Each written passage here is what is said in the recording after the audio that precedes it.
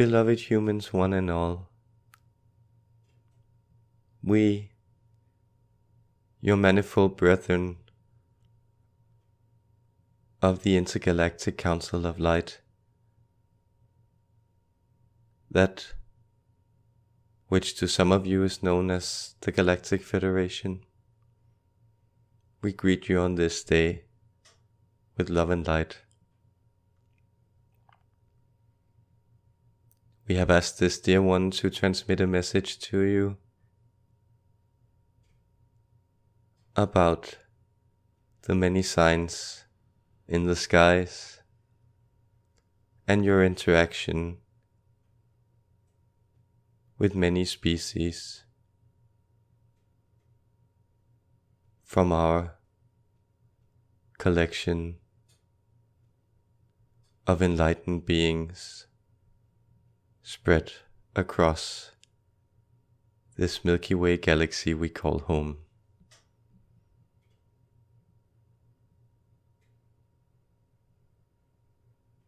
You were never lost to us, but for a time we were lost to you in your experience. You turned your attention elsewhere into forgetfulness and then to rediscovery. To us, this reunion is like coming together with a lost loved one. You were our prodigy, but you became our prodigal child, only for you to awaken and return to us. It has been hard for humankind to comprehend what exactly were the UFOs in the sky, and how is it possible that so many of you began to experience these strange sightings and report them, collect them, take interest in them, and awaken to them in the 20th century in particular. It has been hard for you to understand because you come out of this mechanical mainframe, this paradigm of fixed time and space that you have operated in for the past centuries, and that only began to dissolve gradually a century or so ago. You are emerging from this process into a discovery of the infinity of the realms hiding within experience. And much as you have begun to hide your information in a cloud, so you will also learn to hide your technological, material contraptions in the clouds. You are beginning to slowly discover the nature of non-positional matter, that is to say, matter that can take on different properties ingrained in them to be activated within a selected section of time and space. Think of the information stored on your internet. It exists nowhere, and yet potentially it can be brought forward anywhere where the technological conditions are conducive to that experience. That means when you are in the possession of a collection of microchips and an electric screen to display the photonic interpretation of the electric currents through these microchips, you are then able to bring forward a very specific type of information to enhance or expand your experience, or to use it to connect to other beings in this reality, or to alter that reality you all live in by interacting with this informational cloud. The UFOs can be described as repeating this process on a grander scale. That is why it is so easy for the spaceships of many of the races visiting Earth and interacting with you to be seen and become visible to individuals when they enter into high vibrational altered states through solitude in nature, through fasting and prayer, through meditation and energy work, and through the sacred plant medicines, come these spaces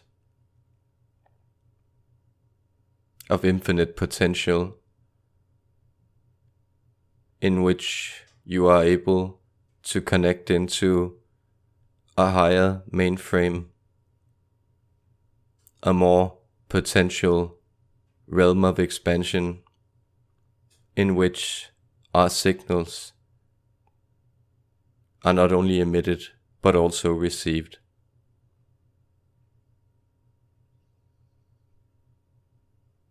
Many of your species have been visiting our council meetings, our sessions,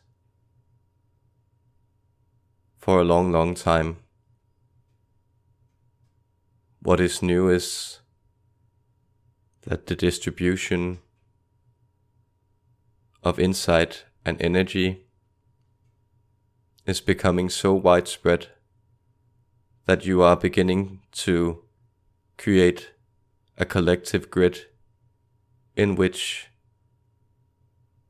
the reality of interaction with our energies and with our spaceships, with our emissaries and with the seed races is becoming possible on the collective global scale.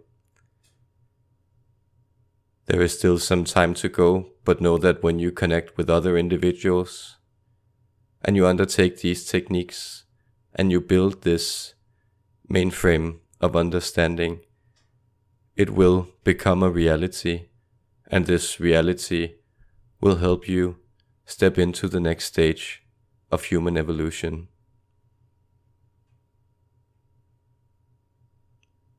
Understand what reality actually is. It is something that is collectively willed so much by the attention of many individuals that it manifests itself into the realm of their shared experience. For the longest time,